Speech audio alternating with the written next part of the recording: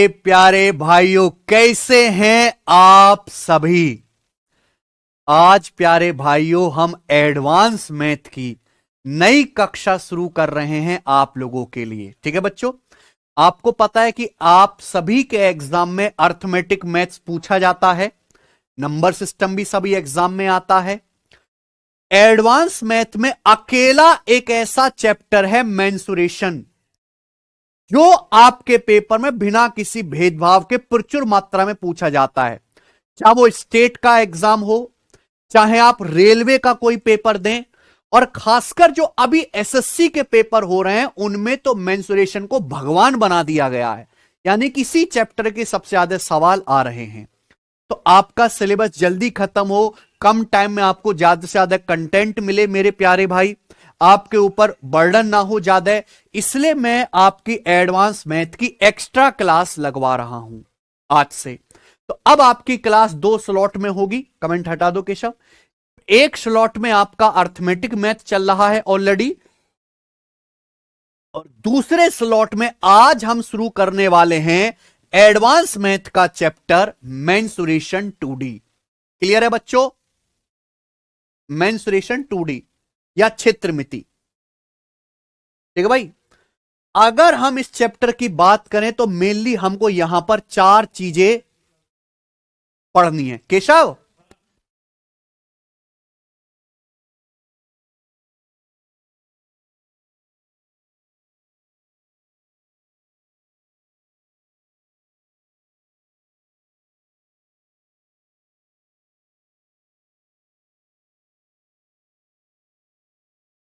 ठीक है भाई, हमें जो मेंसुरेशन 2D में पढ़ना है बेसिकली वो 4 चीजें पढ़नी है। एक है ट्रायंगल त्रिभुज, दूसरा हमें पढ़ना है क्वाड्रिलेटरल यानी कि चतुर्भुज, तीसरा हमें पढ़ना है सर्कल यानी कि वृत्त, और चौथा हमें पढ़ना है पॉलीगन यानी कि बहुभुज। ठीक है बच्चों? हैं? तो हमें ट्रायंगल, क्वाड्रिलेटरल, सर्कल और पॉलीगन पढ़ना है। यह हमारा मेंसुरेशन 2D का कंप्लीट सिलेबस है। हर एक चैप्टर की एक एक शीट में आपको करवाऊंगा। ट्रायंगल की एक शीट है, क्वाड्रिलेटरल की एक शीट है, सर्कल की एक शीट है, पॉलीगन की एक शीट है। और प्यारे बच्चों, इस चैप्टर में मैं आपको 200 से ज्यादा क्वेश्चंस कराऊंगा। 200 से ज्यादा सवाल ट्रायंगल के, क्वाड्रिलेटरल के, सर्कल के, पॉलीगन के होंगे। ठीक है बच्चे, चलिए। और प्यारे दोस्तों, मेंसुरेशन 2D में आपकी 10 से 12 क्लास होंगी, है ना। पहले 7 से 8 क्लास में ही हो जाता था, लेकिन अब क्लास ज्यादा लेंगे क्योंकि इसका ये चैप्टर बहुत लोकप्रिय हो गया है, बहुत फेमस हो गया, बहुत ज्यादा आने लगा है पेपर में। ठीक है बच्चों, क्लियर है? अगर हम इसके पेपर में वेटेज की बात करें तो मेंसुरेशन 2D का एक से 2 क्वेश्चन आपके पेपर में आएगा। ठीक है बच्चों, वो 1 से 2 क्वेश्चन किसी से भी आ सकता है, वो ट्रायंगल सर्कल से भी हो सकता है, या क्वाड्रिलेटरल से, या पॉलीगन से। इन चारों में से किसी से भी 1 से 2 सवाल आपके पेपर में आएगा। ये इसका वेटेज है। सबको हमारी बातें समझ में आ गई? मेंसुरेशन 2D के बारे में हम लोग आज से पढ़ने वाले हैं। ठीक है बच्चों, चलो। तो देखिए, मेरा पढ़ाने का तरीका तो आप जान ही चुके होंगे। शीट मैंने सबसे पहले हम क्या पढ़ेंगे? त्रिभुज। त्रिभुज की कंप्लीट शीट बना के मैंने लेटेस्ट सारे सवाल उसमें अपडेट करके पहले ही बैच में अपलोड करा दिए। ठीक है बच्चों, देखिए, क्योंकि मुझे मेंसुरेशन 2D बहुत मन से पढ़ाना है, ये चैप्टर हर एग्जाम में आता है, तो मुझे इस तरह का पढ़ाना है कि आप किसी भी एग्जाम की मेंसुरेशन के सवालों को कर पाओ।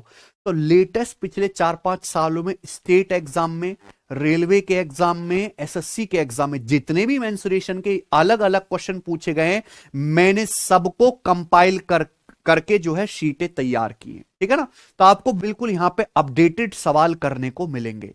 ठीक है बच्चे, पढ़ाने का तरीका ये होगा कि हमने अपनी टीम के साथ बैठ के ये जो कंप्लीट चैप्टर है इसकी थ्योरी की पीपीटी पहली बनवा ली है। आप देख रहे हो, ये पीपीटी बाइलिंगुअल है, इंग्लिश और हिंदी दोनों भाषाओं में है। तो मैं आपको पहले इन पीपीटी के माध्यम से क्या बताऊंगा? सारे कॉन्सेप्ट बता दूंगा। ठीक है बच्चों, और फिर हम उस पर जो है टाइप वाइज टाइप सवालों को करेंगे। क्लियर है प्यारे बच्चों? आप बोलोगे हाँ जी सर, शुरू करते हैं मेंसुरेशन 2D। पहले ये जानिए कि मेंसुरेशन है क्या। मेंसुरेशन को हिंदी में कहते हैं क्षेत्रमिति। देखो, दुनिया में कई तरह की आकृति हैं। जब हम किसी आकृति के गुणों, उसके गुण, उसकी क्वालिटी के बारे में चर्चा करते हैं तो वो टॉपिक होता है ज्योमेट्री। जब हम किसी आकृति या उसकी फिगर की साइज, उसकी शेप, उसके बनावट, उसके परिमाप, उसके रंग रूप के बारे में चर्चा करते हैं तो गणित की वो ब्रांच कहलाती है मेंसुरेशन। समझ में आया बच्चों? तो ये ज्योमेट्री मेंसुरेशन में फर्क है। ज्योमेट्री में हम किसी भी फिगर या आकृति की क्वालिटी, उसकी विशेषता के बारे में चर्चा करते हैं। मेंसुरेशन में हम उस फिगर की, उसका रंग रूप, आकार, साइज, क्षेत्रफल, एरिया, पेरीमीटर, बनावट के बारे में चर्चा करते हैं। क्लियर है बच्चों? देखिए, इस चैप्टर को पढ़ने से पहले कुछ आपको बेसिक कॉन्सेप्ट, कुछ आपको बेसिक परिभाषा आनी चाहिए। सबसे पहले आपको समझना है डायमेंशन, या हिंदी में क्या कहते हैं मेरे दोस्तों? हिंदी में कहते हैं विमाएं। सबसे पहले आपको समझना है डायमेंशन, और हिंदी में कहते हैं प्यारे दोस्तों हम इसे विमाएं। डायमेंशन क्या होता है प्यारे बच्चों? देखिए प्यारे बच्चों, देखो अगर आप यहां खड़े होकर देखो तो आप किस किस दिशा में बढ़ सकते हो? आप आगे की तरफ बढ़ सकते हो, आप लेफ्ट से राइट बढ़ सकते हो मेरे प्यारे भाई, आप ऊपर से नीचे बढ़ सकते हो, है कि नहीं? तो ये सब क्या है? डायमेंशन। देसी भाषा में अगर हम इसे कहें लंबाई, चौड़ाई और ऊंचाई। आप आगे की तरफ बढ़ सकते हो एक्स एक्सिस में, आप लेफ्ट राइट चल सकते हो वाई एक्सिस, आप ऊपर नीचे कर सकते हो जेड एक्सिस। समझ में आया बच्चों? इन्हीं को हम बोलते हैं डायमेंशन। सबसे पहला आपको समझना है पॉइंट या बिंदु। आपको इस सतह दिखाई दे रही है, इस सतह पर आपने ऐसा डॉट लगा दिया। ये जो आकृति, क्या इसकी कोई लंबाई है? नहीं। क्या इसकी कोई चौड़ाई है? नहीं। क्या इसकी कोई मोटाई है? क्या इसकी कोई गहराई है? कुछ भी नहीं है। इस सतह पर एक पतला सा ये डॉट, ये क्या कहलाता है? पॉइंट। तो बिंदु जो है एक जीरो डायमेंशन फिगर है। जीरो डायमेंशन फिगर मतलब एक ऐसी आकृति जिसकी कोई लंबाई, चौड़ाई, मोटाई नहीं होती। आपको मेरी बात समझ में? आगे चलते हैं। One dimension figure, line. Line या हिंदी में रेखा क्या होता है? लाइन का मतलब है मेरे प्यारे भाई कि ये एक पॉइंट है, इसके आगे मैंने एक और पॉइंट रखा, इसके आगे एक और पॉइंट, इसके आगे एक और पॉइंट, इसके आगे एक और पॉइंट। ऐसे में करोड़ों पॉइंटों को एक के आगे एक सीधी जगह जो है एक साथ रखते जाइए, क्या बन जाएगा? एक लाइन बन जाएगी। इनफाइनाइट पॉइंट्स को एक के आगे एक सटाकर रख दीजिए, क्या बन जाएगा? एक सीधी रेखा बन जाएगी। लाइन का ना तो कोई स्टार्टिंग पॉइंट होता है, कहां से शुरू हो रही है, ना ही कोई अंत पॉइंट होता है प्यारे बच्चों। इस लाइन में अगर देखो तो इसकी केवल लंबाई ही लंबाई है, ना तो इसकी कोई चौड़ाई है, ना ही इसकी कोई मोटाई है। तो लंबाई एक वन डायमेंशन फिगर होती है, एक ही विमा है। एक विमा मतलब लंबाई, लाइन में केवल लेंथ ही लेंथ होती है। कि जैसे ये लाइन को यहां से यहां तक नापते हैं, 9 सेंटीमीटर आया, तो इसमें क्या है? केवल लंबाई, इसकी कोई चौड़ाई या मोटाई नहीं है। तो पॉइंट एक जीरो डायमेंशन फिगर है जिसकी ना कोई लंबाई है, ना चौड़ाई, ना मोटाई। लाइन में केवल लेंथ होती है, इसलिए वन डायमेंशन फिगर है। इसके बाद आते हैं हम 2D फिगर, और हम सबसे पहले मेंसुरेशन 2D पढ़ने वाले। 2D फिगर क्या होता है? 2D फिगर वो होता है जिन्हें एक समतल पर आसानी से उकेरा जा सकता है, जिन्हें एक सरफेस पर इजीली बनाया जा सकता है। 2D फिगर वो सभी आकृति होती हैं जिनको दो डायरेक्शन में नाप सकते हैं, जिनको दो डायरेक्शन में नाप सकते हैं, एक्स अक्ष में, वाई अक्ष में। जैसे कि त्रिभुज। त्रिभुज को अगर आप देखो तो इस दिशा में भी त्रिभुज का कुछ ना कुछ हिस्सा आता है, और ऊपर से नीचे भी त्रिभुज का कुछ ना कुछ हिस्सा आता है। लेकिन अगर मैं गहराई में देखूं तो त्रिभुज का कोई हिस्सा आता है नहीं। आई ना बात समझ में? अगर हम देखें ये ट्राइंगल एक 2D फिगर है। रेक्टेंगल, रेक्टेंगल को हम ऐसे भी नाप सकते हैं मेरे भाई, ऐसे, और ऊपर से नीचे भी नापते हैं। तो ये क्या है? 2D फिगर है। सर्कल भी अगर आप देखोगे तो इस दिशा में भी नापा जाता है, ऊपर से नीचे भी नाप सकते हैं, तो ये 2D फिगर है। ऐसी जितने भी बना गए, अष्ट भुजाओं वाला, ये स्क्वायर, ये 5 भुजाओं वाला, ये 6 भुजाओं वाला, ये अर्धवृत्त, ये सब क्या है? 2D फिगर है प्यारे बच्चों। अब आपको समझना है कि सर 3D फिगर क्या होता है? डायमेंशन 3 ही होती हैं। 3D फिगर का मतलब है वो सभी आकृतियां जिन्हें तीनों ही दिशाओं में नाप सकते हैं, तीनों ही विमाओं में। इनको मेरे प्यारे दोस्तों आगे पीछे भी नापेंगे, लेफ्ट राइट भी नाप सकते हैं, और ऊपर नीचे भी नाप सकते हैं। जैसे कि घनाभ है, घनाभ को मेरे दोस्तों आप इधर भी नापोगे प्यारे दोस्तों, इसकी चौड़ाई की दिशा में भी नापोगे और इसकी हाइट की दिशा में भी नापोगे, यानी कि इसमें लंबाई भी है, चौड़ाई भी है और गहराई भी है। क्लियर है? आप बोलोगे हाँ जी सर। जैसे मान लीजिए ये हमारी किताब है, बहुत पॉपुलर है, इसका ये एक पेज है, ये इस किताब का एक पेज है, ये क्या एक 2D फिगर है, क्योंकि इसमें केवल आप लंबाई है, चौड़ाई, इस पेज की कोई मोटाई तो है नहीं, मोटाई ना के बराबर है, लगभग शून्य है इस पेज की मोटाई है, तो केवल लंबाई है, चौड़ाई है। लेकिन जब आप बहुत सारे पेजों को मिलाकर एक किताब बना देते हो, तो इस किताब में ये लंबाई भी है, इस किताब की ये चौड़ाई भी है, देखो इतनी चौड़ाई है, और इसकी ये ऊंचाई भी है, तीनों ही दिशाओं में नपाई चल रही है। तो ये सब फिगर क्या है? 3D फिगर है। तो 2D फिगर को एक प्लेन पर आसानी से बनाया जा सकता है, 3D फिगर को प्लेन पे जो है सही तरीके से नहीं बनाया जा सकता, जैसे घन, घनाभ, शंकु, बेलन, स्फीयर, क्रिकेट की बॉल, प्रिज्म, ये सब क्या है प्यारे दोस्तों? 3D फिगर है। मुझे लगता है आपको समझ में आया होगा, अच्छी तरीके से समझ लीजिए, ठीक है बच्चे। जैसे आपकी मम्मी आपके लिए गरम गरम रोटी बनाती है, तो रोटी जो होती है सर्कल वृत्त की शेप में होती है, तो मम्मी जो आपके लिए रोटी बना रही हैं वो एक 2D फिगर है। लेकिन विराट कोहली जिस क्रिकेट की बॉल से खेल रहा है वो एक 3D फिगर है, दोनों में जमीन आसमान का फर्क है। समझ में आया ना बच्चों? आप बोलोगे हाँ जी सर बिल्कुल सही। हूं? रोटी क्या है? रोटी एक 2D फिगर है प्यारे बच्चों, सर्कल की शेप में, लेकिन मेरे भाई क्रिकेट की जो बॉल है वो एक 3D फिगर है। ठीक है प्यारे बच्चों, आप बोलोगे हाँ सर। मुझे लगता है 2D और 3D फिगर में आपको फर्क समझ में आ गया होगा, ठीक है ना जी? आप बोलोगे हाँ जी सर। तो पॉइंट 0 डायमेंशन है, लाइन में एक ही डायमेंशन होते, केवल लंबाई। 2D फिगर में मतलब है कि आप केवल लंबाई और चौड़ाई की दिशा में मापोगे, इसकी कोई गहराई या मोटाई नहीं होगी। 3D फिगर में सब कुछ होगा, लंबाई भी, चौड़ाई भी, गहराई भी, तीनों दिशाओं में आप नाप सकते हो। जैसे कि बेलन है, बेलन को ऐसे भी आप ये देखो ये बेलन है, इस दिशा में भी इसकी शेप है, ये देखो इस तरफ भी इसकी शेप है और ऊपर से नीचे भी इसकी शेप है, तीनों दिशाओं में शेप है, तो ये 3D फिगर है। मुझे लगता है सबको मेरी बात अच्छे समझ में आई है। आगे चलते हैं प्यारे दोस्तों, हम केवल जो पढ़ने वाले हैं अभी वो केवल 2D फिगर के बारे में पढ़ने वाले हैं। नेक्स्ट, पेरीमीटर या हिंदी में होता है परिमाप। पेरीमीटर क्या होता है? किसी भी फिगर का परिमाप क्या होता है? तो पेरीमीटर का मतलब होता है, नाम में क्लियर है, पेरी मतलब चारों ओर की, मीटर मतलब माप। किसी भी आकृति के चारों ओर की जो लंबाई होती है उसका पेरीमीटर कहलाती है। किसी भी फिगर को बंद करने के लिए, क्लोज करने के लिए जो चारों ओर की लंबाई बंद करनी पड़ती है वो पेरीमीटर कहलाती है। Sum of all length of the outer boundary of any closed plane figure. किसी भी बंद समतल आकृति की बाहरी रेखा की सभी लंबाई का योग क्या है? पेरीमीटर कहलाता है। जैसे आपके सामने त्रिभुज है, त्रिभुज मतलब तीन भुजाओं से बंद आकृति, देखो ये एक भुजा, ये दूसरी भुजा, ये तीसरी भुजा, तीनों भुजाओं को जोड़ दीजिए, तीनों भुजाओं की लंबाई को क्या आ जाएगा? पेरीमीटर आ जाएगा।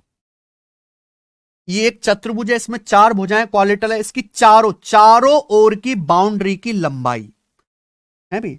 आप धागे से नापना शुरू करिए, नापने के धागे आते हैं ना, आप नापना शुरू करिए, तो चारों ओर की लंबाई जो आप नापोगे ये क्या कहलाएगा? इसका परिमाप कहलाएगा। इस सर्कल है, इसके चारों ओर की लंबाई नापो, आप यहां से धागे से नापना शुरू करो और ऐसे ऐसे ऐसे करके चारों ओर की लंबाई नाप लो, ये क्या आ जाएगा? इस सर्कल का पेरीमीटर। तो यहां पे हम बात कर रहे हैं बंद आकृति की। कोई भी बंद आकृति की चारों ओर की लंबाई का जो योग होता है वो उसका पेरीमीटर या हिंदी में परिमाप कहलाता है। तो पेरीमीटर कुछ भी नया नहीं है, पेरीमीटर एक तरह की लंबाई ही है। पेरीमीटर क्या है? लंबाई ही होता है। और पेरीमीटर को या तो हम सेंटीमीटर में नापते हैं या मीटर में नापते हैं। पेरीमीटर को हम लोग या तो सेंटीमीटर में नापते हैं बच्चों, या मीटर में नापते हैं। देखो पूरी दुनिया को पता है कि नापने के इंसान ने कुछ तरीके निकाल रखे हैं। तो प्यारे बच्चों, 1 मीटर जो लंबाई है वो 100 सेंटीमीटर लंबाई के बराबर है। 1 मीटर बराबर 100 सेंटीमीटर। 1 किलोमीटर जो लंबाई है वो 1000 मीटर के बराबर। 1 किलोमीटर का मतलब होता है 1000 मीटर। 1 किलोमीटर का मतलब 1000 मीटर। अगर 1 मीटर में 100 सेंटीमीटर होते हैं, अगर आप मीटर की जगह 100 सेंटीमीटर रख दोगे तो 1000 गुणा 100, ये क्या आ जाएगा बेटा? ये आ जाएगा प्यारे भाई इकाई, दहाई, सैकड़ा, हजार, 10,000। ठीक है बच्चों, 1 लाख। क्या आ जाएगा? 10 की ये आ जाएगा 1 लाख सेंटीमीटर या 10 की पावर 5। ठीक है बच्चे, तो 1 मीटर जो होता है वो 100 सेंटीमीटर के बराबर होता है। 1 किलोमीटर 1000 मीटर के बराबर होता है या 10 की पावर 5 सेंटीमीटर के बराबर है। आप बोलोगे जी सर हम आपकी बात को अच्छी तरीके से समझ रहे हैं, कोई भी यहां पे प्रॉब्लम नहीं है। आगे चलते हैं नेक्स्ट। अब आप समझिए कि क्षेत्रफल क्या होता है। क्षेत्रफल या हिंदी में एरिया। मेरे दोस्तों, ये आपके सामने खाली जगह दिख रही है, बिल्कुल प्लेन समतल, ऐसे बोलेंगे समतल, प्लेन फिगर, प्लेन। आप इसमें कोई आकृति बनाओ, आपने ये बनाया, आपको इस जगह खाली दिख रही है, आप इसमें कोई भी आकृति बनाओ, ये बनाया। तो जैसे आपने इसके अंदर ये त्रिभुज बनाया, इस त्रिभुज ने ये जगह अपने अंदर भर ली, इस त्रिभुज ने ये जगह मेरे दोस्तों घेर ली। तो कोई भी आकृति जब अस्तित्व में आती है, कोई भी 2D फिगर जब किसी समतल में घेरी बनाई जाती है, तो जितनी जगह घेरती है वो उस फिगर का एरिया कहलाती है। आई बात समझ में? जैसे खाली जगह थी, खाली दिख रहा था आपको, मैंने यहां त्रिभुज बनाया, तो जब ये त्रिभुज बनाया मैंने, तो इस त्रिभुज ने ये जगह घेर ली, पीला पीला कलर, तो जो इसने जगह घेरी है वही जगह इसका एरिया कहलाती है, क्षेत्रफल कहलाती है। आप बोलोगे हां जी सर बिल्कुल सर।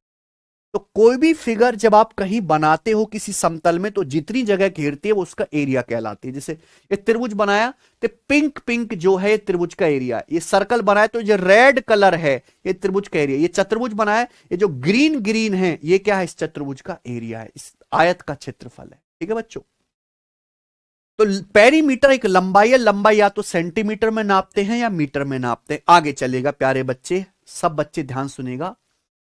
एरिया किस में नापते हैं, एरिया कैसे नापते हैं? देखो हर चीज को नापने का तरीका, इंसान वजन नापता है किलो में, लंबाई नापता है मीटर में, हर चीज को नापने का एक तरीका, एंगल नापते हो डिग्री में। ठीक है बच्चों, तो यहां पे मेरे प्यारे भाई एरिया को नापने का तरीका क्या है, ये चीज मैं आपको बता ही चुका पहले कि भाई 1 मीटर में 100 सेंटीमीटर होते हैं, 1 किलोमीटर का मतलब होता है 1000 मीटर या फिर 10 की पावर 5 सेंटीमीटर, ये मैं आपको बता चुका। मान लीजिए, ध्यान से सुनिएगा, एरिया कैसे नापते हैं। आप एक ऐसा चौकोर चतुर्भुज बनाइए जिसकी चारों भुजाएं 1 मीटर हो। आप एक ऐसा चतुर्भुज बनाओ जिसके चारों कोण 90 डिग्री को, ये भी 90 डिग्री है, ध्यान सुनिएगा, ये कोण भी बच्चों 90 डिग्री है। मैं बहुत बेसिक से समझा रहा हूं, इतना बेसिक से बताऊंगा कि जितना स्कूलों में भी नहीं बताया जाता। मैं गारंटी कह रहा हूं कि मेंस्ट्रुएशन एक ऐसा चैप्टर है जो 6ठी 7वीं क्लास से स्कूलों में आता है। स्कूलों में बताते हैं 6ठी 7वीं क्लास में बच्चों को कि त्रिभुज है, ये चतुर्भुज है।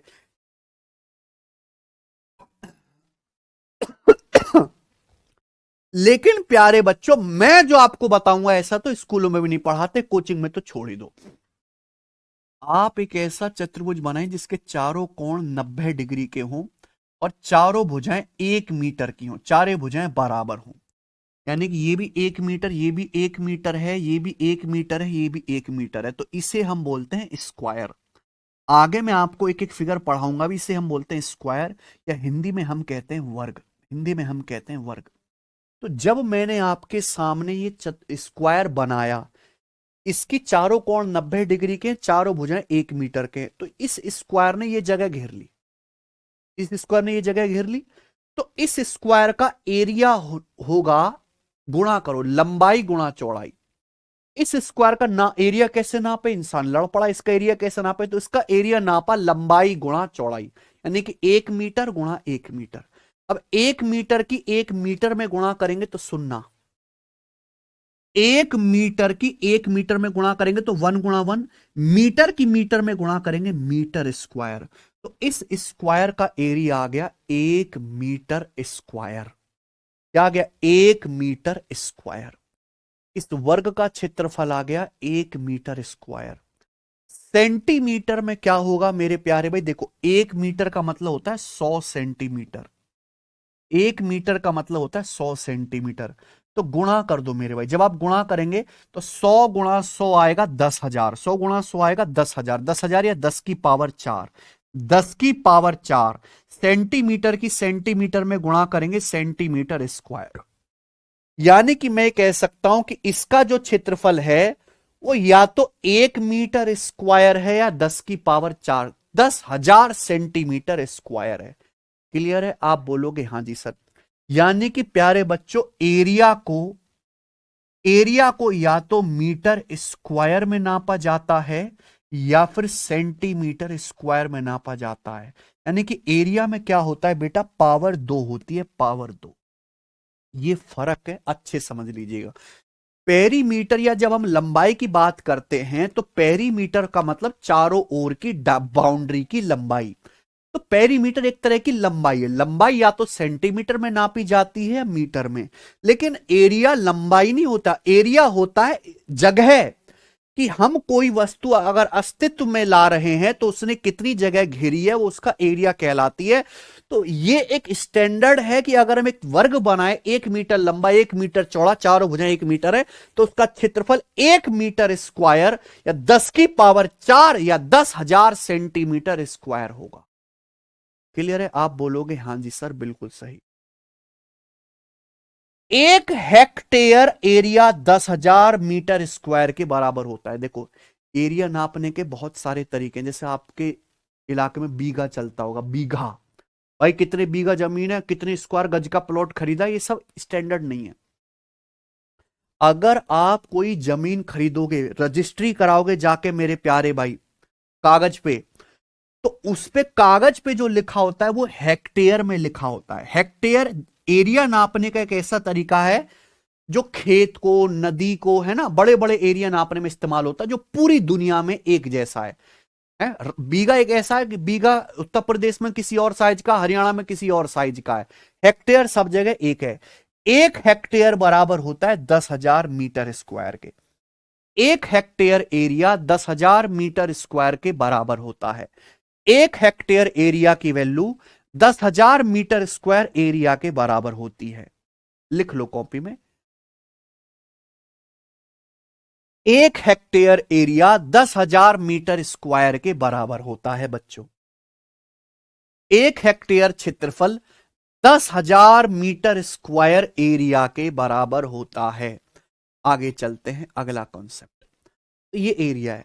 अब आप कहोगे सर एक त्रिभुज बनाओ। हमने एक त्रिभुज बनाया, सर इस त्रिभुज का एरिया कैसे नापेंगे? तो देखो, एरिया नापने का तरीका यह है कि हम इस त्रिभुज के अंदर इस साइज के कितने स्क्वायर फिट कर सकते हैं। मान लो इस त्रिभुज के अंदर इस साइज के 20 वर्ग आ रहे हैं, तो इसका एरिया क्या आ जाएगा? 20 मीटर स्क्वायर।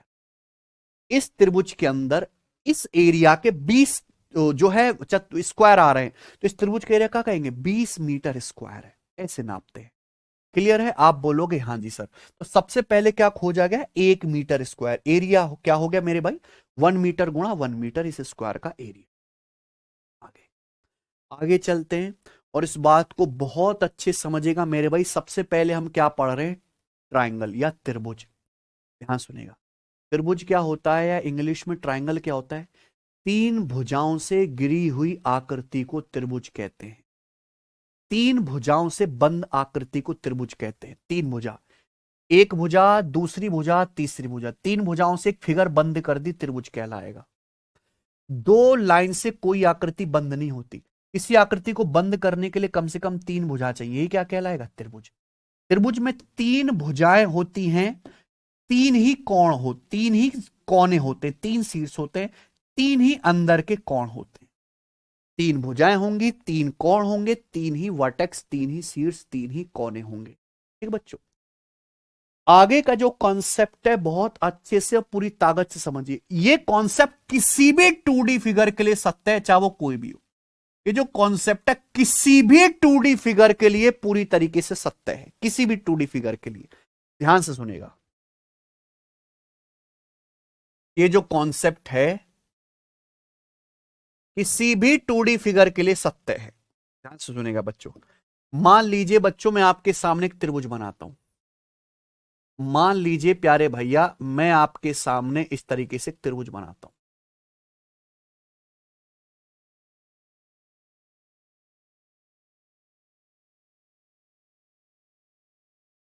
मान लीजिए मेरे दोस्तों, हमने आपके सामने इस तरीके से त्रिभुज बनाया है। इस त्रिभुज ने इतनी जगह घेरी है। इस त्रिभुज की ये भुजा ए है, ये भुजा बी है और ये भुजा सी है। तो हमने आपके सामने प्यारे बच्चों त्रिभुज बनाया है। क्लियर? आप बोलोगे हाँ जी सर क्लियर है, बहुत बढ़िया आपने त्रिभुज बनाया है। त्रिभुज की तीनों भुजाएं जो हैं वो सेंटीमीटर में नापी जाएंगी, परिमाप भी सेंटीमीटर में नापा जाएगा, एरिया भी सेंटीमीटर स्क्वायर, एरिया नापा जाएगा सेंटीमीटर स्क्वायर में। क्लियर है? आप बोलोगे हाँ सर। अगर मैं किसी त्रिभुज की हर भुजा को दुगना कर देता हूं, ध्यान सुनिएगा, अगर मैं इस त्रिभुज की हर भुजा को दुगना कर दूं, हर भुजा दुगना कर दी, देखो ये ए है, इसको मैंने दुगना कर दिया 2a, ये बी है, मैंने इसको दुगना कर दिया 2b, ये भुजा सी है, मैंने इसको दुगना कर दिया 2c। यानी कि इस त्रिभुज से मैंने इस त्रिभुज तक जाने में ईच साइड को डबल कर दिया, प्रत्येक भुजा को दुगना कर दिया। कोई दिक्कत? आप बोलोगे नहीं सर कोई भी दिक्कत नहीं है, हर भुजा को डबल कर दिया। ये त्रिभुज था मेरे प्यारे बच्चों, इसकी हर भुजा को हमने डबल कर दिया तो एक नया त्रिभुज आ जाएगा। अगर हम हर भुजा को दुगना कर देते हैं, प्रत्येक भुजा को दुगना कर रहे हैं, तो पेरीमीटर परिमाप भी दुगना हो जाएगा, लेकिन एरिया दुगना नहीं होगा, एरिया होगा 4 गुना। यही कॉन्सेप्ट है जो आप लोगों को पूरी ताकत से समझना है। प्यारे बच्चों, अगर आप किसी त्रिभुज की हर भुजा को दुगना कर दोगे तो एरिया डबल नहीं, एरिया 4 गुना हो जाएगा। यानी कि यह त्रिभुज जितनी जगह घेर रहा था उससे 4 गुनी जगह यह वाला त्रिभुज घेरेगा, है ना। बहुत से बच्चे समझते हैं कि सर हर भुजा डबल हो गई तो सर साइज भी डबल हो जाएगा, एरिया भी डबल हो जाएगा। गलत कॉन्सेप्ट है भाई, भुजा नापते हैं सेंटीमीटर में। अगर आपने हर भुजा को दुगना कर दिया तो परिमाप भी दुगना हो जाएगा, लेकिन एरिया नापते हैं सेंटीमीटर स्क्वायर में, एरिया में पावर 2 आता है, इसलिए एरिया दुगना नहीं 2 का स्क्वायर 4 गुना होगा, 4 गुना। आई बात समझ में? अगर किसी भी 2D फिगर की, ये तो मैंने त्रिभुज का एग्जांपल लिया, आप कोई भी 2D फिगर बनाओ, चाहे वो आयत बनाओ, चाहे वर्ग बनाओ, चाहे सर्कल बनाओ, चाहे आड़ा टेढ़ा कलवा, कुछ भी फिगर बनाओ, अगर हर डायमेंशन को दुगना कर दिया जाए, अगर हर डायमेंशन को दुगना कर दिया जाए तो पेरीमीटर भी दुगना हो जाएगा, लेकिन एरिया दुगना नहीं, एरिया डायरेक्ट 4 गुना होगा। यानी कि जितनी जगह घेर रहा था उससे 4 गुनी जगह ये वाला त्रिभुज घेरेगा, और आपको देखते ही पता लग रहा है कि 4 गुनी जगह घेर रहा है इससे जी। अगर किसी भी 2D फिगर की हर भुजा को दुगना कर दिया जाए, हर डायमेंशन को दुगना कर दिया जाए, तो एरिया 4 गुना हो जाएगा। अगर हर डायमेंशन को 3 गुना कर दिया जाए तो एरिया 9 गुना हो जाएगा। अगर हर डायमेंशन को 5 गुना कर दिया जाए, एरिया 25 गुना हो जाएगा।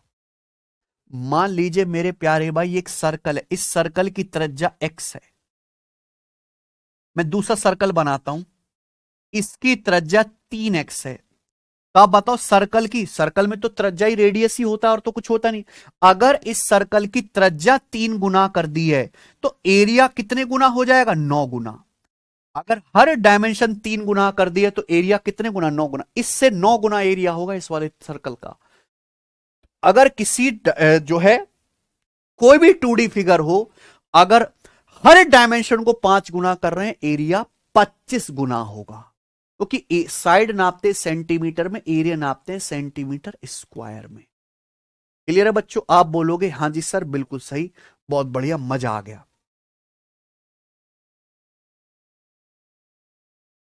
ठीक है बच्चों, आप बोलोगे सर लव यू। आगे चलते हैं। प्यारे भाई ध्यान से सुनेगा प्यारे दोस्तों, आपके सामने 2D फिगर है, सड़ी सी 2D फिगर। क्या है बेटा? सड़ी सी है। ये आपके सामने 2D फिगर है तो 2D समतल में ही बना रहे हैं, समतल में ही बनाई हुई फिगर है। मान ले इसकी शकल बुरी है पर है तो 2D फिगर। अगर इसकी हर डायमेंशन को 4 गुना कर दें, अगर इसकी हर डायमेंशन को 4 गुना कर दें, हर भुजा 4 गुना कर दी, हर भुजा कितनी कर दी? 4 गुना। हर भुजा 4 गुना कर दें, हर डायमेंशन 4 गुना कर दें, तो पेरीमीटर भी 4 गुना हो जाएगा, लेकिन एरिया 4 नहीं, एरिया होगा 4 का वर्ग 16 गुना। 16 गुना यानी कि इससे 16 गुना एरिया होगा, इससे 16 गुना एरिया होगा मेरे प्यारे भाई इस वाली जो है फिगर का।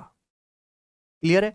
यानी कि अगर किसी भी 2D फिगर की, किसी भी 2D फिगर की हर डायमेंशन को, हर साइड को k से गुना कर दें तो उसका परिमाप भी k गुना हो जाता है, लेकिन उसका एरिया k स्क्वायर गुना हो जाता है।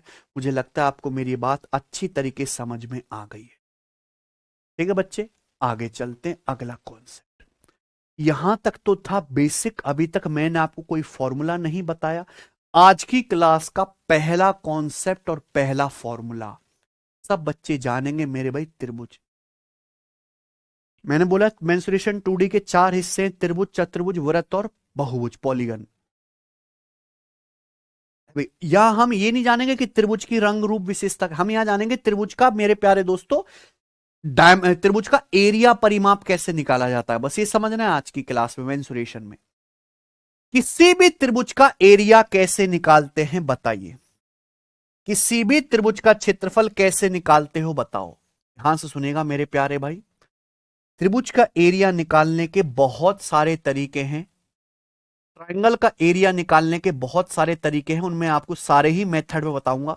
तो पहला कॉन्सेप्ट है त्रिभुज का क्षेत्रफल बराबर 1/2 आधार गुणा ऊंचाई 1/2 बेस गुणा हाइट।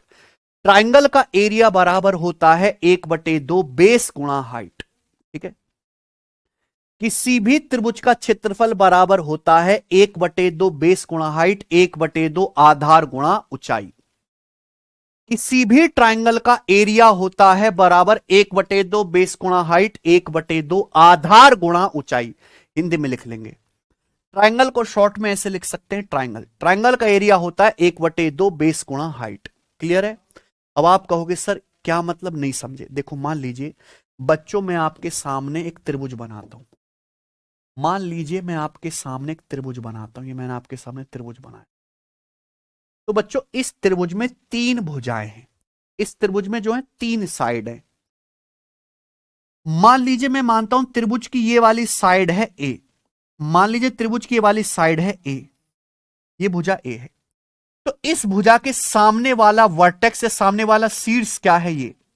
तो इस सामने वाले शीर्ष से इस त्रिभुज के ऊपर एक ऐसी लाइन डालो जो यहां पे 90 डिग्री के कोण पर जाके मिले, तो ये क्या कहलाएगा? ये इस त्रिभुज की हाइट कहलाएगी। क्लियर है बच्चों? आप बोलोगे हां जी सर। यानी कि अगर मैं इस भुजा को ये भुजा ए है तो इसके लिए सामने वाले वर्टेक्स से जो लंब डाला गया वो हाइट एच है। तो इस त्रिभुज का जो एरिया हो जाएगा वो हो जाएगा 1/2 बेस गुणा हाइट 1/2 बेस ए गुणा हाइट, 1/2 आधार गुणा ऊंचाई। यानी कि अगर मैं ट्रायंगल की इस भुजा को बेस मानता हूं तो सामने वाले वर्टेक्स से इस पे जो हम लंब डालेंगे कि एक ऐसी लाइन जो यहां पर 90 डिग्री के कोण पर आके मिले बिल्कुल सीधी, वो इस त्रिभुज की भुजा ए पर हाइट कहलाएगी। क्लियर है? हाइट का मतलब यह होता है मेरे प्यारे बच्चों देसी भाषा में यहां पर कि त्रिभुज किन 2 रेखाओं के बीच बना है। जैसे इस त्रिभुज की हाइट एच है, इसका मतलब यह है कि त्रिभुज एक लाइन ये है और इसी के समांतर ये लाइन ये है। त्रिभुज इन दोनों समांतर रेखाओं के बीच बना हुआ है। इन दोनों समांतर रेखाओं के बीच की जो दूरी है वही क्या है? त्रिभुज की हाइट है। समझ में? तो हाइट का मतलब है कि त्रिभुज किन 2 लाइन के बीच में बना हुआ है। मान लीजिए त्रिभुज ऐसे है, ऐसे, आप कहोगे सर इसकी हाइट क्या होगी? तो अगर मैं इस भुजा को ए मानता हूं, ये ए मानता हूं, तो इसकी हाइट क्या होगी? भाई इसको आगे बढ़ाओ, आगे बढ़ाओ, सामने वाले वर्टेक्स यहां लंब डालेंगे, ये इस त्रिभुज की हाइट आ जाएगी।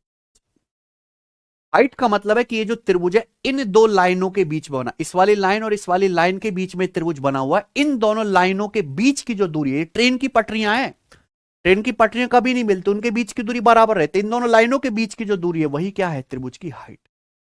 तो अगर किसी त्रिभुज की तीन भुजाएं हैं तो तीन भुजाओं के ऊपर तीन हाइट होती है। अब मान लीजिए मेरे प्यारे भाई ये त्रिभुज है, बच्चों मैं इस भुजा को मानता हूं कि त्रिभुज की ये भुजा बी है, ये भुजा बी है, क्लियर है? आप बोलोगे हाँ जी सर। तो सामने वाला वर्टेक्स ये है, इस भुजा के सामने वाला वर्टेक्स ये है, इस वर्टेक्स से सामने वाली भुजा पर लंब डालोगे तो ये इस त्रिभुज की भुजा बी के ऊपर हाइट हो जाएगी, ये इस त्रिभुज की भुजा बी के ऊपर हाइट हो जाएगी। यानी कि अगर ये भुजा बी है, इस भुजा पर हाइट कितनी है प्यारे दोस्तों, ये एच डैश है। तो त्रिभुज का एरिया क्या आएगा, 1/2 बी गुणा एच डैश। क्लियर है? तो किसी ट्राइंगल की तीन साइड होती हैं, उन तीनों साइड के ऊपर तीन ही हाइट होते हैं। त्रिभुज की तीन भुजाएं, उनके ऊपर तीन हाइट।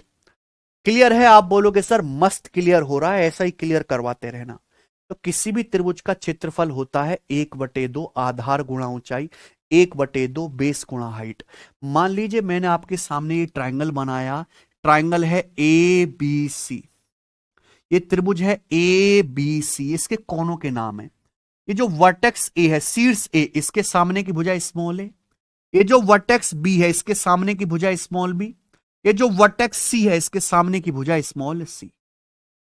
ये वर्टेक्स ए के सामने की भुजा स्मॉल ए, वर्टेक्स बी के सामने की भुजा स्मॉल बी, वर्टेक्स सी के सामने की भुजा स्मॉल सी। तो ट्राइंगल की तीन साइड है, स्मॉल ए, स्मॉल बी, स्मॉल सी। ठीक बच्चों? तो इस ट्राइंगल की तीन हाइट भी होंगी। ये साइड, ये अगर मैं भुजा ए को बेस मानता हूं तो सामने वाले वर्टेक्स से इस भुजा पर परपेंडिकुलर डालोगे तो इस ट्राइंगल की हाइट आ जाएगी h1। ये ट्राइंगल की हाइट है h1। तो त्रिभुज का एरिया, एरिया को हम ऐसे डेल्टा, इसे बोलते हैं डेल्टा, डेल्टा से डिनोट करते हैं। त्रिभुज का एरिया आ जाएगा 1/2 बेस ए गुणा h1, 1/2 बेस ए गुणा h1। आप बोलोगे हां जी सर बिल्कुल सही, 1/2 बेस ए गुणा h1। अगर मैं भुजा बी को बेस मानता हूं तो सामने वाले वर्टेक्स से लंब डालेंगे, 90 डिग्री के कोण पर मिले तो ये त्रिभुज की हाइट आ जाएगी h2। तो त्रिभुज का एरिया आ जाएगा 1/2 बी गुणा h2। त्रिभुज का एरिया 1/2 बी गुणा h2। अगर प्यारे बच्चों में भुजा सी को बेस मानता हूं तो सामने वाला शीर्ष जो है सी है, यहां से लंब डालेंगे, ये त्रिभुज की तीसरी हाइट आ जाएगी h3। तो त्रिभुज का एरिया 1/2 सी गुणा h3, 1/2 सी गुणा h3। मेरे भाई तीनों हाइट एक ही जगह पर काटती हैं, इसे बोलते हैं ऑर्थो सेंटर या हिंदी में लंब केंद्र। क्या बोलते हैं? लंब केंद्र। जहां त्रिभुज की तीनों हाइट एक ही जगह काटेंगी उस बिंदु को ऑर्थो सेंटर या हिंदी में लंब केंद्र कहा जाता है। तो देखो त्रिभुज का एरिया कहीं से भी निकालो, किसी भी बेस को पकड़ के त्रिभुज का एरिया निकाल सकते, एरिया बराबर ही आएगा। तो त्रिभुज का एरिया होता है 1/2 बेस ए गुणा हाइट h1, 1/2 बेस बी गुणा हाइट h2, और 1/2 अगर भुजा सी को बेस मानते हैं तो गुणा हाइट h3। क्लियर है? आप बोलोगे हाँ जी सर क्लियर है। अगर आप यहां से देखो, अगर मैं a गुणा h1 की वैल्यू निकालूंगा, a गुणा h1 क्या आ जाएगा बच्चों इसकी वैल्यू, a गुणा h1। अगर मैं a गुणा h1 की वैल्यू निकालूंगा तो 2 की यहां पे गुणा हो जाएगी, 2 डेल्टा, 2 गुणा डेल्टा। अगर मैं b गुणा h2 निकालूंगा, 2 की यहां गुणा हो जाएगी, 2 गुणा डेल्टा। मैं c गुणा h3 निकालूंगा, 2 की उधर गुणा हो जाएगी, 2 गुणा डेल्टा।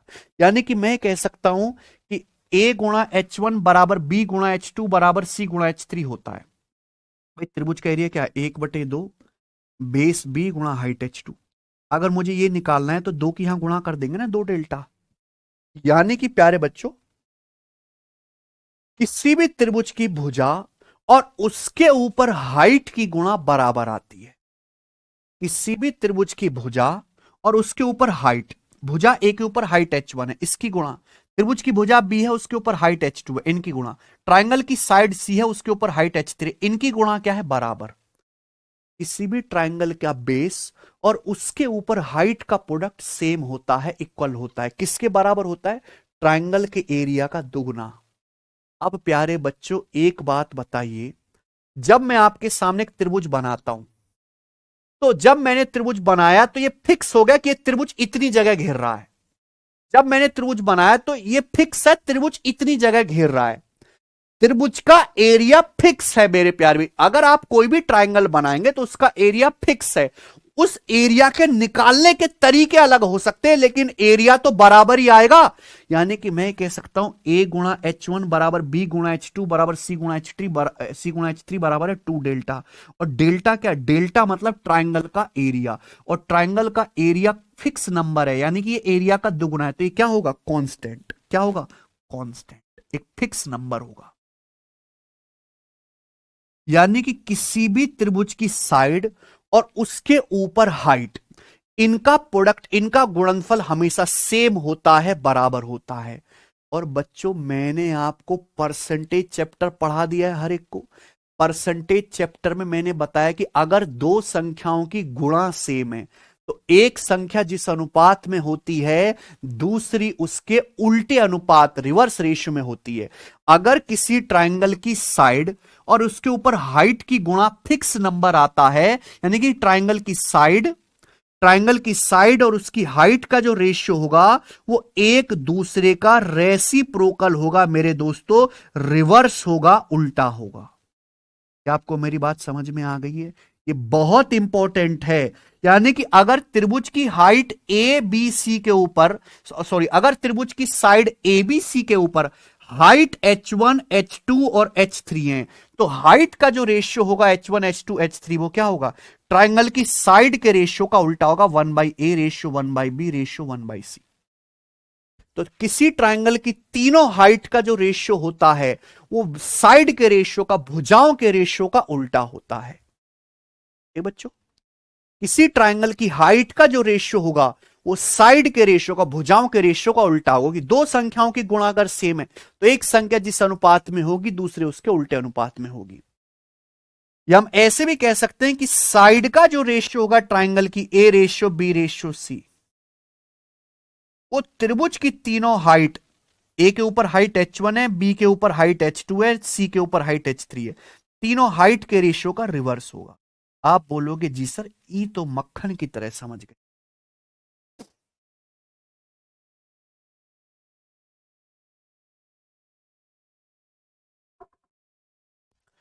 प्यारे बुआंजू, क्या आप समझ गए हो?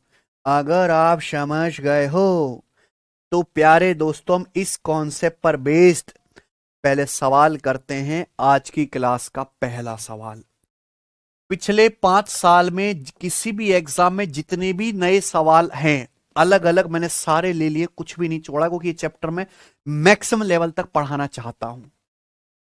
यदि किसी शहर का नक्शा 0.2 सेंटीमीटर से 1 किलोमीटर के पैमाने पर खींचा जाता है तो 22,500 किलोमीटर क्षेत्रफल वाले, 22,500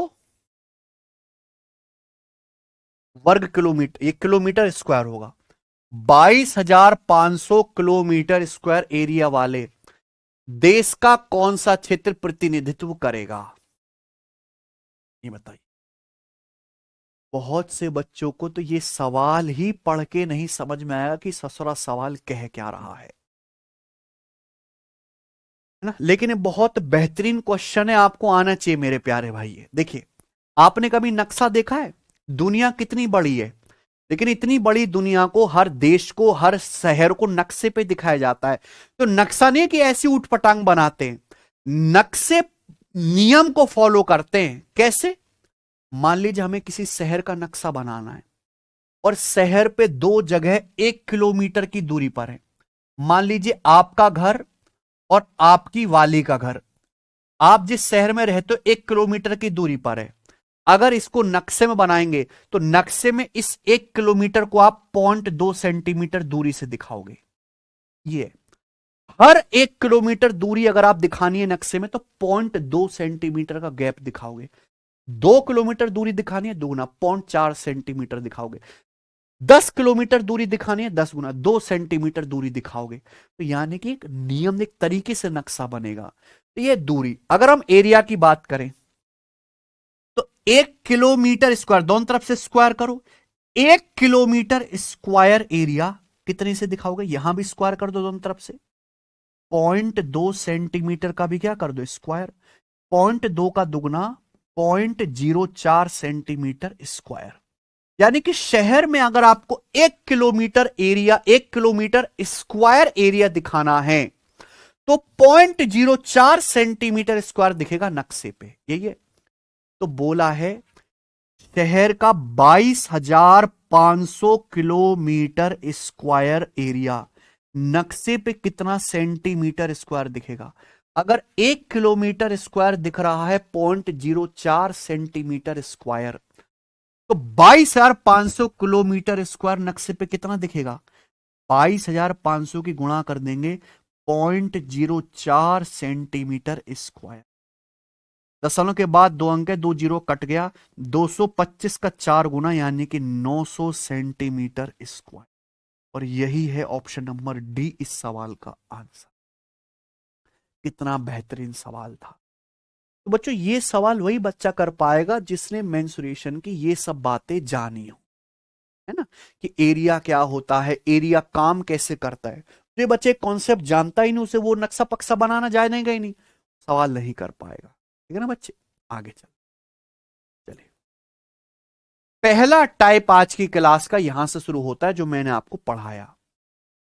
What is the area in centimeter square correct to 1 decimal place of a triangle whose base is 21.4 centimeter and height is 15.5 centimeter? उस त्रिभुज का क्षेत्रफल ज्ञात कीजिए जिसका आधार 21.4 सेंटीमीटर है और जिसकी ऊंचाई 15.5 सेंटीमीटर है। प्यारे बालकों, मैंने आपको बताया है कि किसी भी त्रिभुज का क्षेत्रफल होता है 1/2 आधार गुणा ऊंचाई, 1/2 बेस गुणा हाइट। बेस है 21.4 और हाइट है प्यारे दोस्तों 15.5 सेंटीमीटर। ये त्रिभुज का एरिया आएगा। एरिया किस में आएगा? सब कुछ सेंटीमीटर में, तो सेंटीमीटर स्क्वायर में। आंसर एग्जैक्ट नहीं बताना है, आंसर बताना है लगभग में, लगभग में बताना है। तो 2 से देखो ये आसानी से कट जाएगा, 2 से काटेंगे तो ये आ जाएगा 10.7, 2 एकम 2, 10.7। अब आप गुणा करो, देखो जब आप गुणा करोगे तो कैसे गुणा होगी? पहले आप 15.5 की 10 में गुणा करो। 10.7 का मतलब होता है 10 प्लस 0.7, इसकी आप 15.5 में गुणा करो। ये होता है गुणा करने का तरीका। तो पहले बच्चों आप 15.5 की 10 में गुणा करो। 15.5 की 10 में गुणा करेंगे 155 प्लस, फिर आप 15.5 की 0.7 में गुणा करो। वैसे तो 15 सत्ते 105 होता है, 15 सत्ते 105, 10.5, या हल्का सा ज्यादा आ जाएगा 11, तो 155 में 11 जोड़ूंगा 166, 166 के करीब आएगा मेरे प्यारे भाई। अच्छा, 2 ऑप्शन काफी करीब है, ए वाला भी और सी वाला भी। पूरा कर लेते हैं, ठीक है ना बच्चों। 15.5 की 0.7 में गुणा कर लो तो कितना आ जाएगा भैया? 7 पंजे 35, 5 3, 15 सत्ते 105 और 3 108, ये आ जाएगा 155। 15.5 की 0.7 में गुणा कर लिया, 155 में 10.85 जोड़ूंगा तो आएगा अप्रोक्स 165.85, और इसके करीब आएगा मेरे दोस्तों कौन सा ऑप्शन? ये वाला option, option number A correct. आजकल एग्जामिनर सवाल तो आसानी पूछता है, लेकिन वो हर जगह जबरदस्ती कैलकुलेशन घुसाता है, हर जगह जबरदस्ती कैलकुलेशन आगे आते हैं। अगला सवाल है प्यारे बच्चों आपके सामने यहां पर, तीसरा बनाएं। उस त्रिभुज का क्षेत्रफल ज्ञात कीजिए जिसकी हाइट 35.5 सेंटीमीटर है और जिसका बेस ऊंचाई का 1/7 है। त्रिभुज का एरिया बताना है। त्रिभुज की हाइट कितने? 35.5 सेंटीमीटर। त्रिभुज का बेस क्या है? त्रिभुज का जो बेस है वो हाइट का 1/7 है। हाइट है 35.7, बेस जो है हाइट का 1/7 है, तो इसका 1/7 करेंगे क्या आएगा? 7 पंजे 35, 7 एकम 7, 5.1, यानी कि बेस आ गया 5.1 सेंटीमीटर। त्रिभुज का बेस आ गया कितना? हाइट का 1/7 5.1 सेंटीमीटर। क्लियर है बच्चों? आया है बेटा सवाल? तो ट्राइंगल का एरिया क्या आएगा? त्रिभुज का क्षेत्रफल आएगा 1/2 बेस गुणा हाइट। 1/2 बेस, बेस कितना है 5.1 इंटू हाइट। हाइट कितना है प्यारे दोस्तों यहां पर? 35.7 सेंटीमीटर। हाइट कितनी है? 35.7 सेंटीमीटर स्क्वायर। बताइए, क्लियर है? बताओ बच्चों, क्या आंसर आएगा इस सवाल का? मुझे जल्दी से करके बताएं। देखो, इस सवाल के ऑप्शंस बहुत दूर दूर हैं। तो जब सवाल के ऑप्शन बहुत दूर दूर है तो आपको एग्जैक्ट कैलकुलेशन की जरूरत ही नहीं। अप्रोक्स करो भाई, ये 85 है, ये 91 है, ये 80 है, ये 81 है। आप ये देखो ये कितना है? ये लगभग 35.7 है, लगभग 36 है। कितना ये? 36। ये लगभग कितना है? 5। तो 36 की अगर 5 में गुणा करेंगे तो आएगा 180। 180 को 2 से भाग करेंगे तो जो आंसर आएगा वो 90 के करीब आएगा, है ना?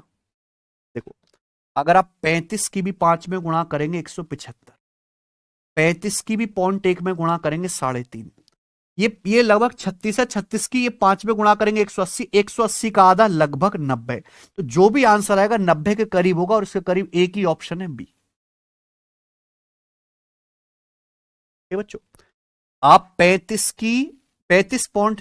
की 5 में गुणा करो, 35 पंजे 175, 35 की 0.1 में गुणा करो 3.5, है ना? फिर 0.7 की भी गुणा करो इसमें, तो ये लगभग 180 हो गया। 180 का आधा लगभग 90 के करीब, बी ऑप्शन आंसर है। ऐसे करना होता है बेटा गुणा टुकड़ों में। ये बताइए, एक त्रिभुज का क्षेत्रफल 1470 सेंटीमीटर स्क्वायर है। इस ट्राइंगल का बेस, इसकी हाइट, इस ट्राइंगल का आधार, उस आधार के संगत ऊंचाई का 3/5 है। ट्राइंगल की हाइट क्या होगी? बताइए। Area of triangle is 1470 centimetre square. Base of triangle is 3/5 of the height of corresponding to that base. एक ट्राइंगल का जो बेस है, उस बेस के ऊपर जो हाइट खींची जाती है, उस हाइट का 3/5 है। तो ट्राइंगल की हाइट क्या है भैया? मैंने मान लिया कि माना ट्राइंगल की हाइट एच है, माना ट्राइंगल की हाइट एच है। सवाल में क्या कह रहा है? सवाल कह रहा है कि त्रिभुज का जो बेस है उसकी हाइट का 3/5 है। तो बेस क्या आएगा? हाइट का 3/5, यानी कि 3/5 एच आ जाएगा बेस। भाई त्रिभुज का बेस हमने क्या मान लिया? त्रिभुज की हाइट हमने एच मान ली। सवाल कह रहा है त्रिभुज का जो आधार है वो संगत ऊंचाई का 3/5 है, हाइट का 3/5 बेस है। ट्राइंगल की हाइट पूछिए, सवाल सॉल्व। ट्राइंगल का एरिया क्या होता है? 1/2 बेस गुणा हाइट। बेस क्या है? बेस है 3/5 ऑफ हाइट इंटू हाइट हमने एच माना है। सवाल में क्या दिया है? त्रिभुज का एरिया 1470 सेंटीमीटर स्क्वायर इक्वल कर दी। ऐसे टुच्चे टुच्चे सवाल आते हैं पेपर में, आप देखते हो पता नहीं क्या हुआ है।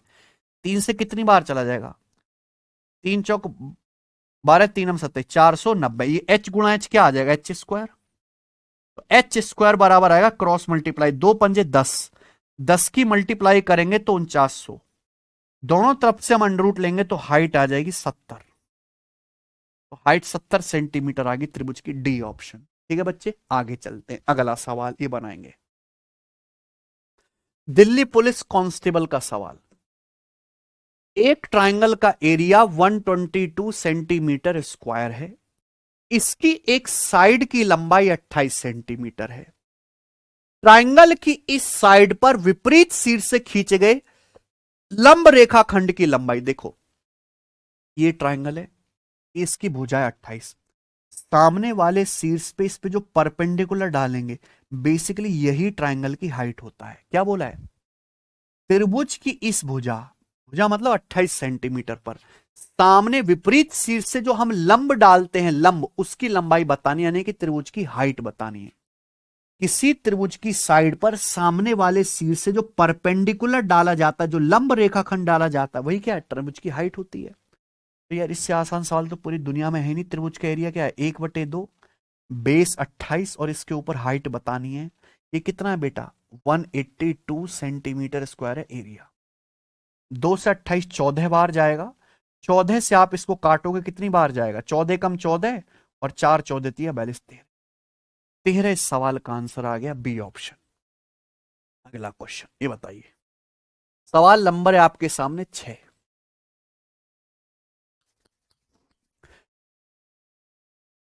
एक ट्राइंगल के बेस की लंबाई इसकी हाइट से 3 सेंटीमीटर कम है। Length of base of triangle is 3 centimetre smaller than the length of its altitude. Altitude बोलें, हाइट बोलें, परपेंडिकुलर बोलें, एक ही बात है। एल्टीट्यूड का मतलब ही ट्राइंगल की हाइट ही होता है, लिख लो चाहे कॉपी में, है ना। तो एक ट्राइंगल का बेस उसकी हाइट से 3 सेंटीमीटर कम है। अगर ट्राइंगल का एरिया 104 है तो उसके बेस की लंबाई बताइए। मैंने मान लिया कि माना ट्राइंगल का बेस ए। भाई जो चीज आपसे पूछी है मैं उसी को मानूंगा। मैंने मान लिया कि माना ट्राइंगल का बेस ए है, तो सवाल कह रहा है कि एक ट्राइंगल का जो बेस है वो हाइट से 3 सेंटीमीटर कम है। बेस जो है वो हाइट से 3 सेंटीमीटर कम है। तो उल्टा अगर मैं सोचूं, इसका मतलब हाइट बेस से 3 सेंटीमीटर जाता है। ट्राइंगल की जो हाइट है वो बेस ए से 3 सेंटीमीटर ज्यादा है कि नहीं? बोलो हाँ। अगर बेस ए है तो हाइट से 3 सेंटीमीटर कम है। उल्टी बात होगी कि हाइट बेस से 3 सेंटीमीटर ज्यादा है। बेस ए है तो हाइट ए प्लस 3 है।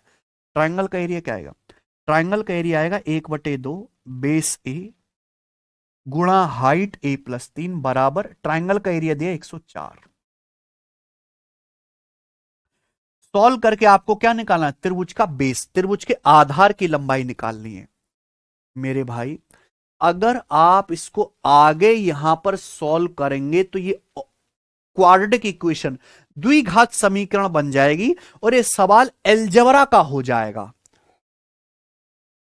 हम यहां पर कोई क्वाड्रेटिक इक्वेशन सॉल्व करने नहीं बैठे। अगर ये सवाल फंस रहा है तो इस सवाल को सॉल्व मत करो, आप इस सवाल को ऑप्शन से बनाओ। हमेशा कोशिश करा करो ऑप्शन से। जो भी ऑप्शन सेटिस्फाई करता हो इस बात को, वही क्या होगा आंसर। देखो 104 में आता है 13, 13 अट्ठे 104। मैंने आधार की लंबाई पूछी, आधार को क्या माना? ए। अगर मैं पहला ऑप्शन आंसर मानता हूं 13, ये माना ट्राइंगल का बेस 13 है, तो हाइट कितनी होगी? 13 प्लस 3 16। कि बेस जो है हाइट से 3 सेंटीमीटर कम है, हाइट 3 सेंटीमीटर ज्यादा है बेस से। एरिया क्या आएगा? 2 से 16 8 बार कट गया, 13 अट्ठे 104। सेटिस्फाई हो गया, सेटिस्फाई हो गया 13 रखने पर, इसलिए यही क्या है answer, option number A, base 13 है। कैसे बनाया सवाल? ऑप्शन से, ना कि सॉल्व किया हमने। आगे चलते हैं, सवाल नंबर है 7, बनाइए।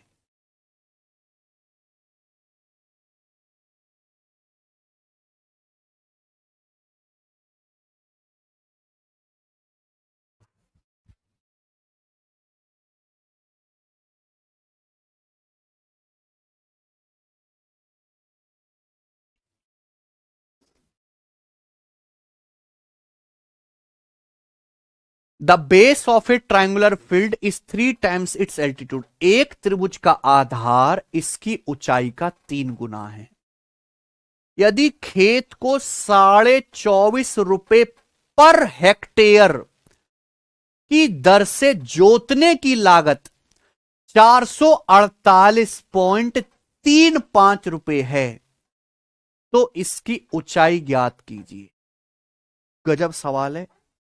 ये सवाल आप गूगल पे डाले, यूपी कांस्टेबल के पेपर में आया था।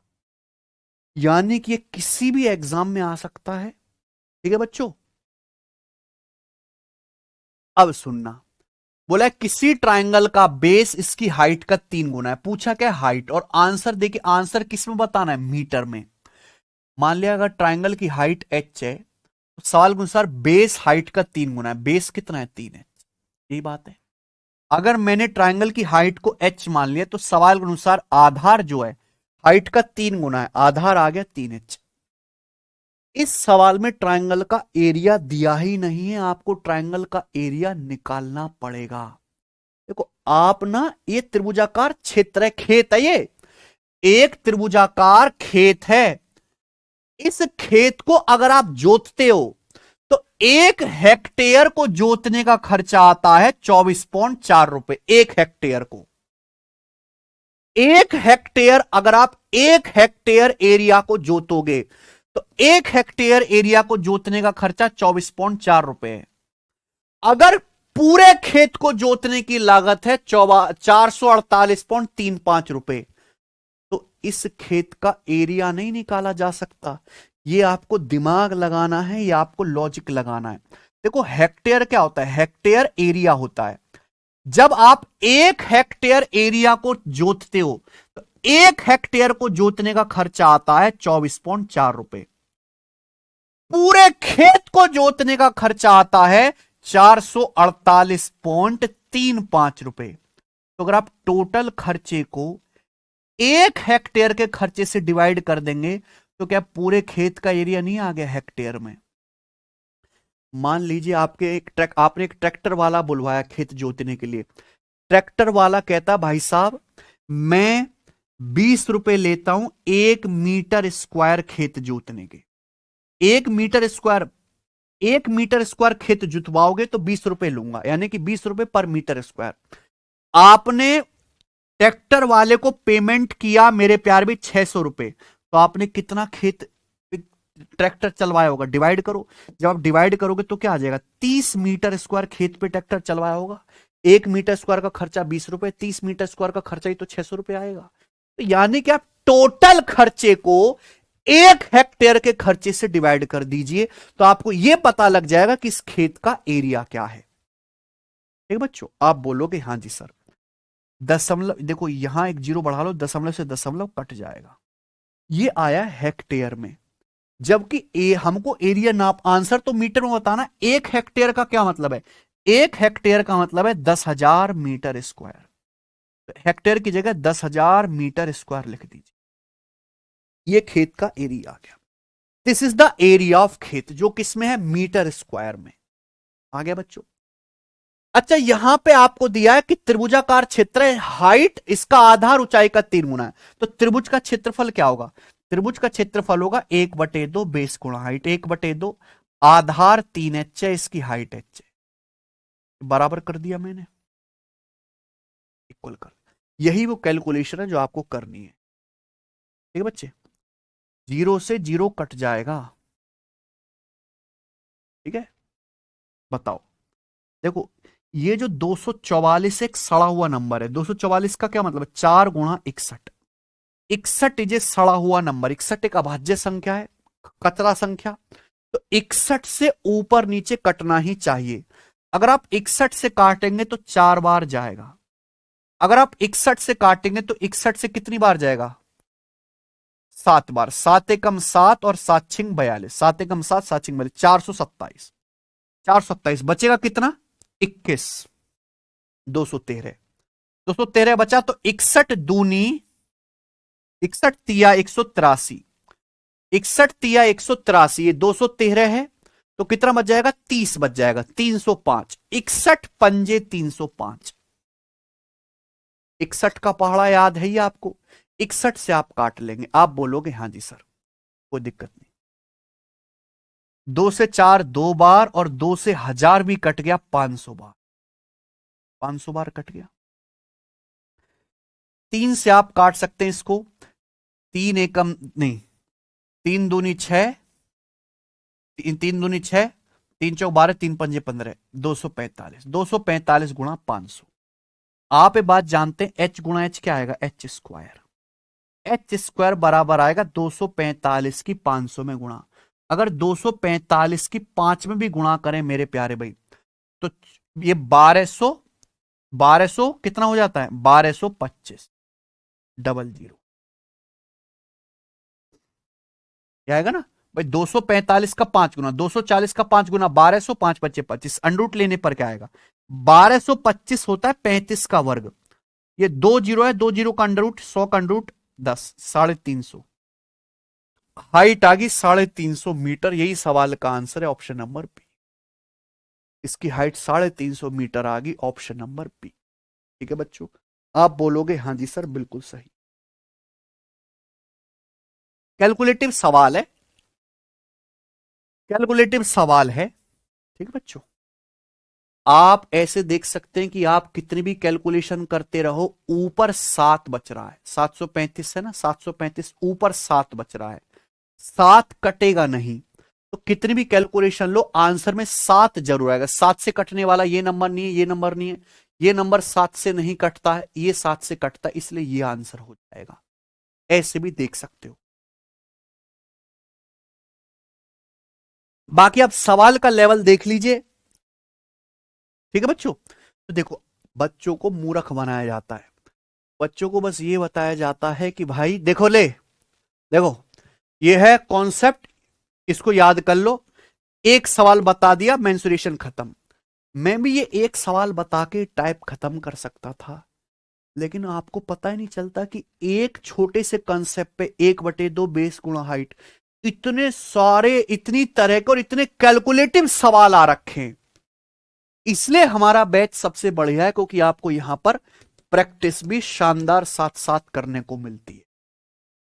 बाकी जगह प्रैक्टिस की कमी रहती है बच्चे को। अगला सवाल नंबर 8। एक ट्रायंगल की दो साइड 12.8 मीटर 9.6 मीटर है। ठीक है, if the height of triangle is 12 metre corresponding to 9.6 metre. अगर 9.6 मीटर वाली भुजा के ऊपर जो हाइट है 12 मीटर है, तो आपसे पूछा है ट्रायंगल की हाइट क्या होगी 12.8 मीटर वाली साइड पर, 12.8 मीटर वाली भुजा पर त्रिभुज की हाइट क्या होगी। एक त्रिभुज की दो भुजाएं दे रखी हैं, एक भुजा के ऊपर हाइट दी है, दूसरी भुजा के ऊपर हाइट पूछी। अरे भाई साहब, अभी तो समझाया कि किसी भी ट्रायंगल के बेस और उसके ऊपर हाइट की गुणा बराबर होती है। किसी भी ट्रायंगल का बेस और उसके ऊपर हाइट का जो प्रोडक्ट है वो इक्वल होता है, बेस गुणा हाइट इक्वल होगा। भाई एक ट्रायंगल की हाइट 12.8 मीटर है, इस 12.8 मीटर वाली भुजा के ऊपर हाइट क्या होगी नहीं पता।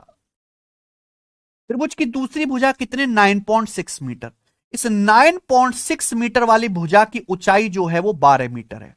9.6 मीटर वाली भुजा के संगत ऊंचाई 12 है, तो बराबर होना चाहिए।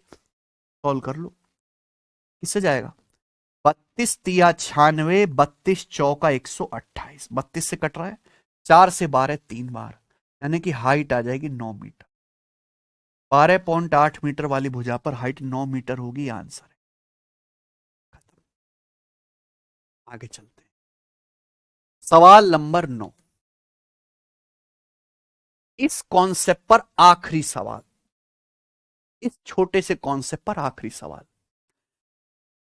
दो त्रिभुज के बेस का रेशियो x रेशियो y है, उनके एरिया का रेशियो a रेशियो b है, तो पूछा है उनकी करस्पॉन्डिंग एल्टीट्यूड का, उनकी संगत ऊंचाइयों का अनुपात क्या होगा। दो अलग अलग त्रिभुज हैं, उनके बेस का रेशियो दिया है, एरिया का रेशियो दिया है, उनकी हाइट का रेशियो पूछा है। देखो, आप सबको पता है किसी भी ट्रायंगल का एरिया बराबर होता है, किसी भी ट्रायंगल का एरिया बराबर होता है 1/2 आधार गुणा ऊंचाई, यानी कि एरिया डिपेंड करता है बेस गुणा हाइट पे। ये बात है भाई, 1/2 तो फिक्स नंबर है, एरिया डिपेंड किस पे करता है, बेस और हाइट पे। अगर मुझे एरिया दिया हुआ है, बेस दिया हुआ है, हाइट निकालना है, तो हाइट कैसे आएगा, बेस नीचे आ जाएगा बटे में। एरिया के रेशियो को अगर बेस के रेशियो से डिवाइड कर दिया जाए, अगर एरिया के रेशियो को बेस के रेशियो से डिवाइड कर दो, तो हाइट का रेशियो आ जाएगा कि नहीं आ जाएगा।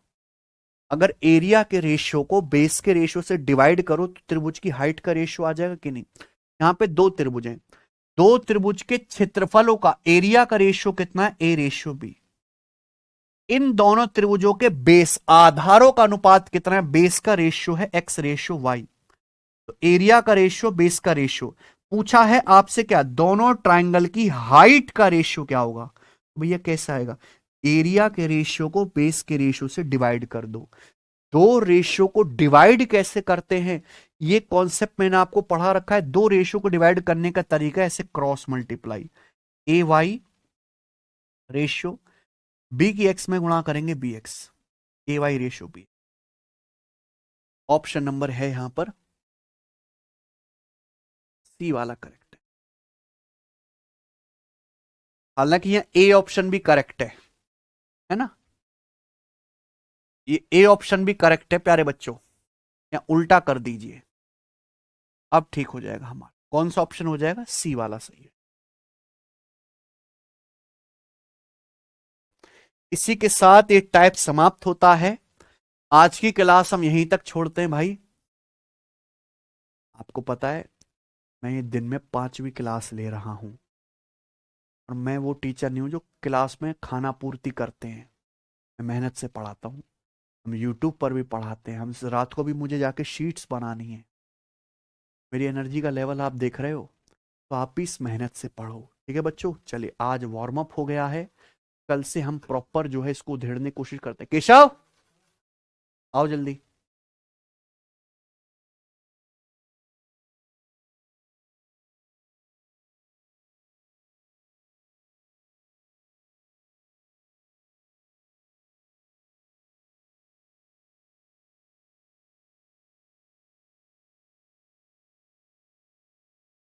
सर ये बता दिए लेंथ कैसे पहचानते हैं, ब्रेथ और हाइट पता ही नहीं चलता। पहचानने की जरूरत ही नहीं बेटा आशुतोष शर्मा, कोई जरूरत नहीं है लेंथ ब्रेथ हाइट पहचानने की।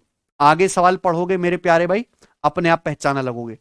क्या आपको आज की क्लास समझ में आ गई?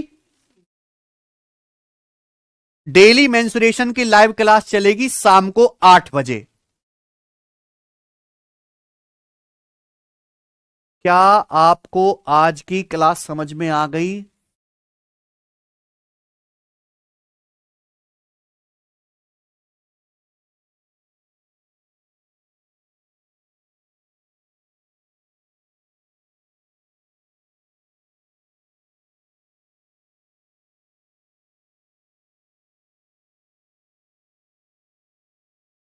सब मेरी वाइफ का बर्थडे है, उसको विश कर दीजिए। आरती जी हैप्पी बर्थडे। आप और आपके पति खुशी खुशी सुख से रहें। God bless you.